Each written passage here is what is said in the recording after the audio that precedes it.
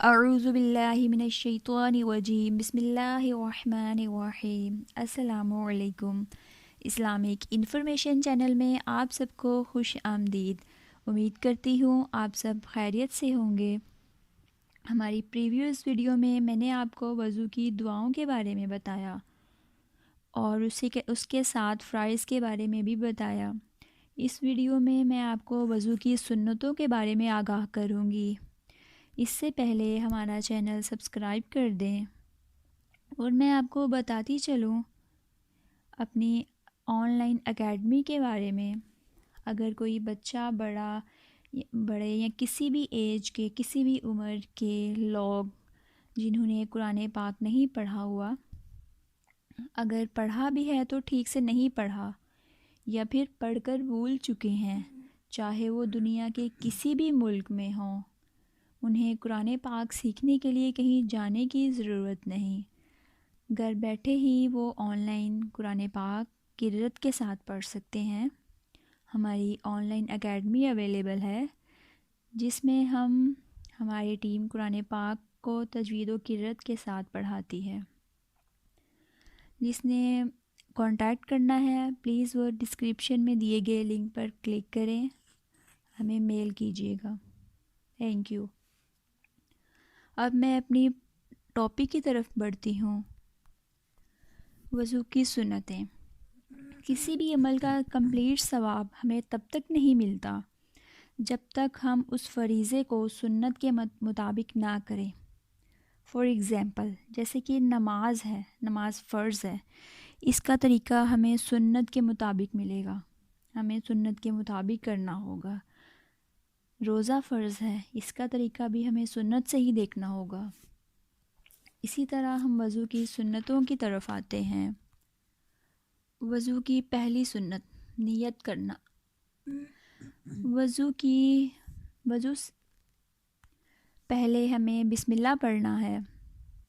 نبی کریم صلی اللہ علیہ وسلم نے فرمایا اس کا وضو نہیں ہے جس نے اس کا ذکر اس پر نہ کیا ہو، یعنی کہ بسم اللہ نہ پڑھی ہو۔ وضو کی سیکنڈ سنت، دوسری سنت کی طرف آتے ہیں۔ جب نیند سے بیدار ہوں تو ایک دم سے وضو کے لیے پانی استعمال نہ کریں، پہلے 3 بار ہاتھ دھو لیں پھر وضو کریں، کیونکہ نبی کریم صلی اللہ علیہ وسلم نے فرمایا جب تم نیند سے اٹھو تو سیدھا پانی میں ہاتھ نہ ڈالو، کیونکہ سونے کی حالت میں تمہیں نہیں پتہ کہ تمہارا ہاتھ کہاں گیا۔ وضو کی تیسری سنت وضو سے پہلے مسواک کرنا۔ اس کے بارے میں بھی نبی کریم صلی اللہ علیہ وسلم نے فرمایا اگر میری امت پر اس چیز کی تکلیف کا احساس نہ ہوتا تو میں مسواک کرنا واجب کر دیتا، یعنی وضو میں نے مسواک واجب کر دینی تھی۔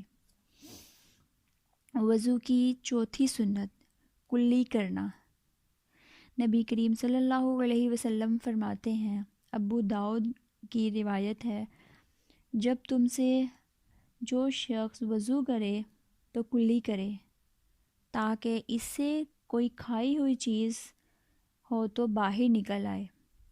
اب یہاں پہ کلی کا مطلب یہ نہیں ہے کہ جیسے یہ نارملی ہم لوگ یوز کرتے ہیں پانی اندر لے کے گئے اور باہر لے آئے، ایسا نہیں ہے۔ ہم نے جب کلی کرنی ہے تو پانی کو اندر لے کے جا کے اچھے سے گھمانا ہے تاکہ جو ہم نے چیز کھائی ہے وہ ہماری کلی کے تھرو واپس باہر آ جائے۔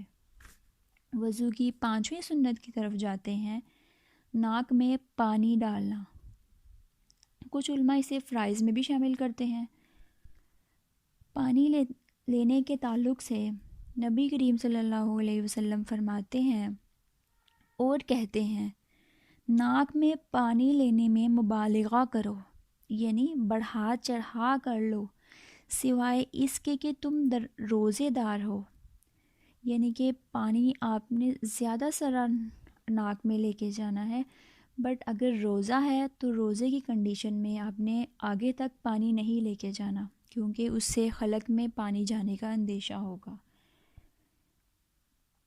وضو کی چھٹی سنت، یہ سنت مردوں کے لیے ہے، داڑھی کا خلال کرنا، یعنی جب فیس واش کیا جاتا ہے وضو کے دوران تو جو داڑھی والی جگہ ہے وہ گیلی نہیں ہوتی، تو پھر اس لیے اس سنت میں داڑھی کا خلال کیا جاتا ہے، یعنی کہ ٹھوڑی کی جگہ پہ اپنی انگلیوں کو گھمائیں۔ وضو کی 7ویں سنت، سر کے کان کا بیرونی اور اندرونی حصے کا مسح کرنا۔ سر کے بعد کان کا بیرونی اور اندرونی حصے کا مسح کرنا، یہ سنت مسح کرنے کے بعد آتی ہے، یعنی جب سر کا مسح کر رہے ہوں تو اس کے بعد اپنی شہادت کی انگلی کو کان میں ڈالیں اور اسے گھمائیں، اور کان کے اوپر والے حصے سے بھی انگلی گھمائیں۔ اس کے بعد انگوٹھے سے کان کے پچھلے حصے کا مسح کریں۔ اس کے لیے الگ سے پانی نہیں لینا بلکہ اسی پانی سے کریں، کیونکہ ہمارے نبی پاک صلی اللہ علیہ وسلم اسی پانی سے کان کا مسح کرتے تھے جس پانی سے سر کا مسح کیا ہوتا تھا۔ وضو کی 7ویں سنت، ہاتھوں اور پاؤں کا خلال کرنا۔ ابن حذیفہ رضی اللہ عنہ کی روایت ہے، نبی کریم صلی اللہ علیہ وسلم نے فرمایا، جب تو وضو کرے اپنے ہاتھوں اور انگلیوں کا خلال کرے۔ سم ٹائم ایسا ہوتا ہے کہ فنگر کے درمیان میں پانی نہیں لگتا، تو اس لیے ہاتھوں اور پاؤں کا خلال کیا جاتا ہے۔ وضو کی 8ویں سنت، پاؤں کی انگلیوں میں جو آپس میں جڑی ہوتی ہیں کسی وجہ سے اس میں پانی نہیں جاتا، جب پاؤں کی انگلیوں کا خلال کرنا ہے تو الٹے ہاتھ سے سیدھے پاؤں کی چھوٹی انگلی سے شروع کرنا ہے۔ جب آپ الٹے پاؤں میں جائیں گے تو آپ الٹے لیفٹ سائڈ سے ہی سٹارٹ کریں گے، یعنی آپ سیدھے پاؤں کی چھوٹی انگلی سے جب آپ نے پاؤں کی انگلیوں کا خلال کر لیا، اسی طرح الٹے پاؤں کی چھوٹی انگلی سے آپ نے انگلیوں کا خلال کرنا ہے۔ وضو کی 9ویں سنت، ہر عضو کو 3 بار دھونا، کلی کرنا، ناک میں پانی چڑھانا، جتنے بھی ہیں وضو میں فرائض ہیں جو سنتیں بتائی گئی ہیں ان کو 3 بار دھونا۔ وضو کی 10ویں سنت، ہاتھوں کو اور پاؤں کو دھونے میں سیدھے سے الٹے کی طرف جانا، یعنی پہلے سیدھا پاؤں دھونا پھر الٹا، اسی طرح جب ہاتھ دھونے ہیں پہلے سیدھا ہاتھ دھونا پھر الٹا۔